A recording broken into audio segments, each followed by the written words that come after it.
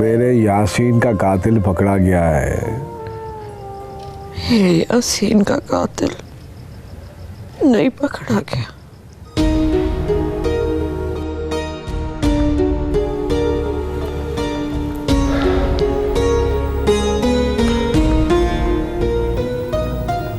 ओए नाकी, अपना ख्याल रखा कर।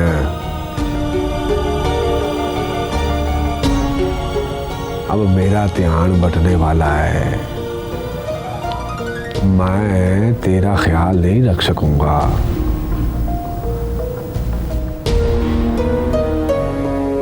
अभी थाने से आया तो रखी ने रास्ता रोक लिया। कहने लगी शौकत अली को माफ कर दे।